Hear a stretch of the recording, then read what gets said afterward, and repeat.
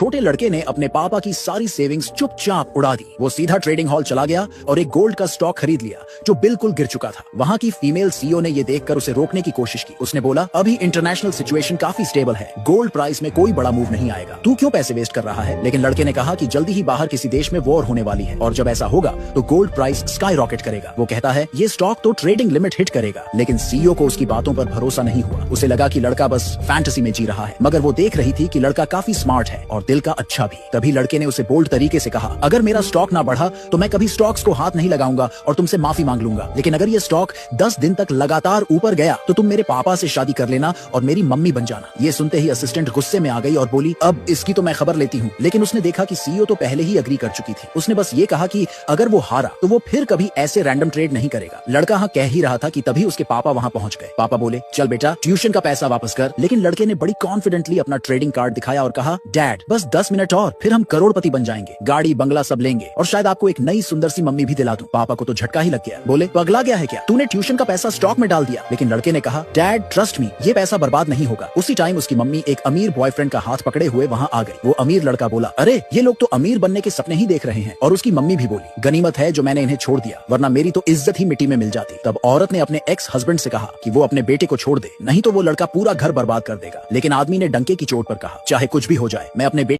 छोटे लड़के ने अपने पापा की सारी सेविंग्स चुपचाप उड़ा दी। वो सीधा ट्रेडिंग हॉल चला गया और एक गोल्ड का स्टॉक खरीद लिया जो बिल्कुल गिर चुका था। वहाँ की फीमेल सीईओ ने ये देखकर उसे रोकने की कोशिश की। उसने बोला, अभी इंटरनेशनल सिचुएशन काफी स्टेबल है, गोल्ड प्राइस में कोई बड़ा मूव नहीं आएगा, तू क्यों पैसे वेस्ट कर रहा है। लेकिन लड़के ने कहा कि जल्दी ही बाहर किसी देश में वॉर होने वाली है और जब ऐसा होगा तो गोल्ड प्राइस स्काई रॉकेट करेगा। वो कहता है ये स्टॉक तो ट्रेडिंग लिमिट हिट करेगा। लेकिन सीईओ को उसकी बातों पर भरोसा नहीं हुआ। उसे लगा कि लड़का बस फैंटेसी में जी रहा है, मगर वो देख रही थी कि लड़का काफी स्मार्ट है और दिल का अच्छा भी। तभी लड़के ने उसे बोल्ड तरीके से कहा, अगर मेरा स्टॉक ना बढ़ा तो मैं कभी स्टॉक्स को हाथ नहीं लगाऊंगा और तुमसे माफी मांग लूंगा। लेकिन अगर ये स्टॉक 10 दिन तक लगातार ऊपर गया तो तुम मेरे पापा से शादी कर लेना और मेरी मम्मी बन जाना। ये सुनते ही असिस्टेंट गुस्से में आ गई और बोली, अब इसकी तो मैं खबर लेती हूँ। लेकिन उसने देखा कि सीईओ तो पहले ही अग्री कर चुकी थी। उसने बस ये कहा कि अगर वो हारा तो वो फिर कभी ऐसे रैंडम ट्रेड नहीं करेगा। लड़का हाँ कह ही रहा था कि तभी उसके पापा वहाँ पहुंच गए। पापा बोले, चल बेटा ट्यूशन का पैसा वापस कर। लेकिन लड़के ने बड़ी कॉन्फिडेंटली अपना ट्रेडिंग कार्ड दिखाया और कहा, डैड बस 10 मिनट और फिर हम करोड़पति बन जाएंगे, गाड़ी बंगला सब लेंगे और शायद आपको एक नई सुंदर सी मम्मी भी दिला दूं। पापा को तो झटका ही लग गया। बोले, पगला गया है क्या, तूने ट्यूशन का पैसा स्टॉक में डाल दिया। लेकिन लड़के ने कहा, डैड ट्रस्ट मी, ये पैसा बर्बाद नहीं होगा। उसी टाइम उसकी मम्मी एक अमीर बॉयफ्रेंड का हाथ पकड़े हुए वहाँ आ गई। वो अमीर लड़का बोला, अरे ये लोग तो अमीर बनने के सपने ही देख रहे हैं। और उसकी मम्मी भी बोली, गनीमत है जो मैंने इन्हें छोड़ दिया, वरना मेरी तो इज्जत ही मिट्टी में मिल जाती। तब औरत ने अपने एक्स हस्बैंड से कहा कि वो अपने बेटे को छोड़ दे, नहीं तो वो लड़का पूरा घर बर्बाद कर देगा। लेकिन आदमी ने डंके की चोट पर कहा, चाहे कुछ भी हो जाए मैं अपने